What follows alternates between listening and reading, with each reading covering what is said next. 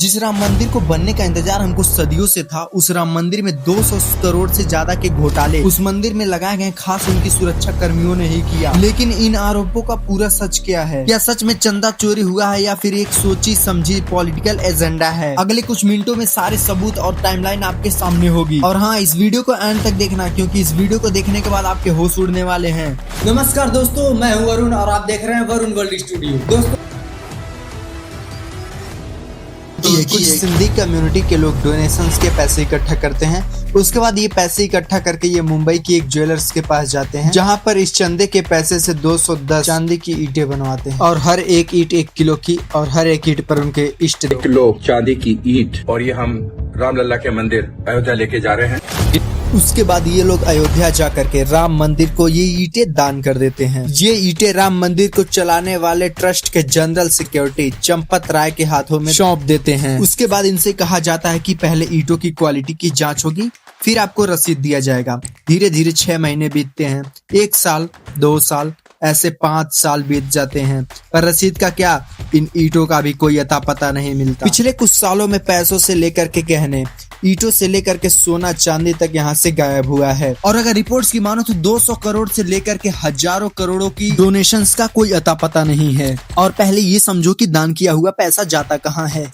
आमतौर पर पहले पैसे को डोनेशन बॉक्स में डाला जाता है, और ऐसे ही मंदिर में पूरे 35 डोनेशन बॉक्स लगे हुए हैं जगह जगह पर। और जब ये डोनेशन बॉक्स भर जाते हैं तो इन पैसों को लोहे के बक्से में डाला जाता है और उस पर ताला लगा दिया जाता है। और फिर सारे बॉक्सेस को कार्ट में भर करके 200 मीटर दूर तीर्थयात्री सेवा केंद्र में लाया जाता है। और फिर सारे पैसे को फिर से निकाल करके यहाँ पर उसकी काउंटिंग की जाती है, और यहाँ पर नोट, सिक्के और ज्वेलरी को अलग किया जाता है। और फिर पूरे पैसों की गिनती होने के बाद पैसे को बैंक के बॉक्स में डाल दिया जाता है। और फिर इन पैसों को हर सुबह स्टेट बैंक ऑफ इंडिया के एक अकाउंट में जमा करने के लिए ट्रांसपोर्ट कर दिया जाता है। और ये जो काउंटिंग का प्रोसेस होता है, ये 2 शिफ्ट में होता है, और दोनों शिफ्ट में 20-20 कर्मचारी गिनने के लिए लगे होते हैं। और रोज का चढ़ावा लगभग 8 से 13 लाख रुपया होता है। और काउंटिंग के दौरान यहाँ पे स्टेट बैंक ऑफ इंडिया के कर्मचारी निगरानी के दौरान हमेशा मौजूद रहते हैं, और हर समय CCTV से इन पर नजर रखी जाती है। और ये सारा पैसा श्री राम जन्मभूमि तीर्थ क्षेत्र के बैंक अकाउंट में जाता है। और इसे राम मंदिर के निर्माण और मैनेजमेंट के लिए मोदी सरकार ने फरवरी 2020 में बनाया था। एक स्वायत्त ट्रस्ट श्री राम जन्मभूमि तीर्थ क्षेत्र।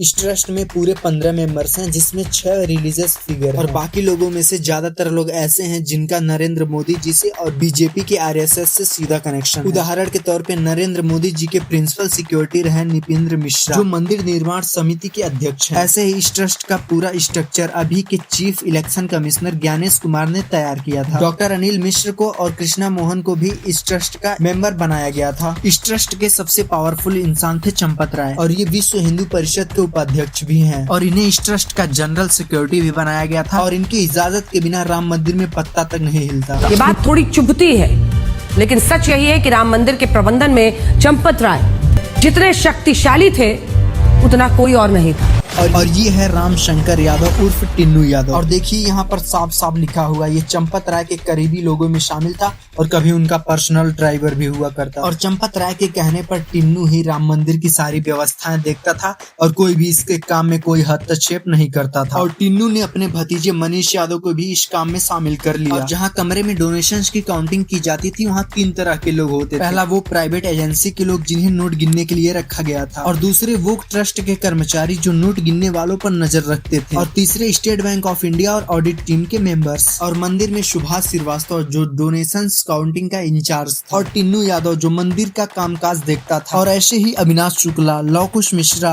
अंकुल्प मिश्रा, मनीष कुमार यादव, करुणेश पांडे और रामशंकर मिश्रा जो काउंटिंग का काम करते थे। और हर एक बंडल में 10 गड्डियां होती थी, लेकिन ये 12 से 13 गड्डियां उसमें ऐड कर देते थे, और केवल 10 गड्डी दिखाते थे। 10-10 की गड्डी में पैक करने के लिए बड़ा रबर लगा के बनाते थे, तो 10 के बजाय 12-13 गड्डियां तक उसको बनाते थे, पैक करते थे और बक्से में फेंक देते थे। खुद स्टेट बैंक ऑफ इंडिया के लोगों ने कहा था कि काउंटिंग स्टाफ के ऊपर शक है, इन्हें हटाया जाए, और हटाने का प्रोसेस भी शुरू हो गया था। लेकिन रिपोर्ट्स के मुताबिक ट्रस्ट से जुड़े लोगों ने इसे रुकवा दिया, और इसमें काम करने वाले लोगों की मंथली सैलरी 14 से 20 हजार रुपए तक की थी।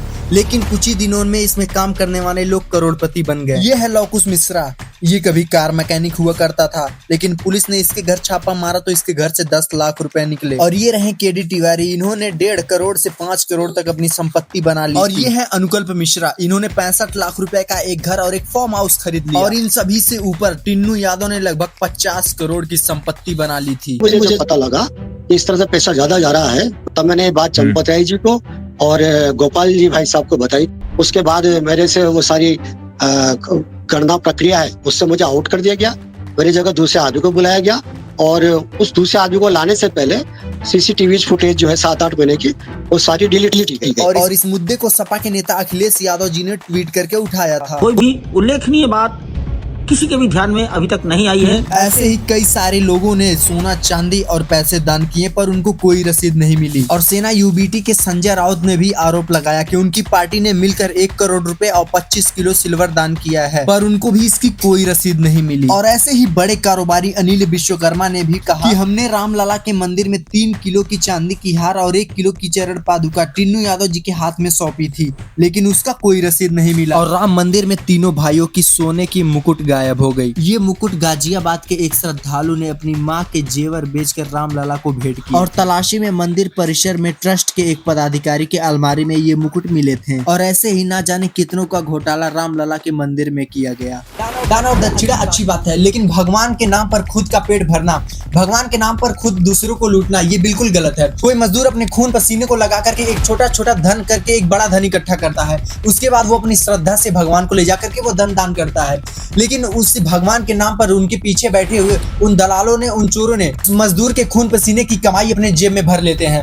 आप दान वहां कर सकते हैं जहां पे उसकी जरूरत है। आप दान गरीबों की मदद करके कर सकते हैं, आप दान गौ सेवा करके कर सकते हैं, आप दान पेड़ लगाकर पर्यावरण की रक्षा करके कर सकते हैं, और आप दान जरूरतमंदों की मदद करके कर सकते हैं। और आप जरूरतमंदों की मदद करिए, दान वहां करिए जहां जरूरत है, और भगवान के नाम पर उनके पीछे बैठे दलालों की जेब मत भरिए। वीडियो को लाइक और चैनल को सब्सक्राइब कर दीजिएगा। मिलते हैं फिर ऐसे किसी मजेदार वीडियो में, तब तक के लिए जय हिंद जय भारत।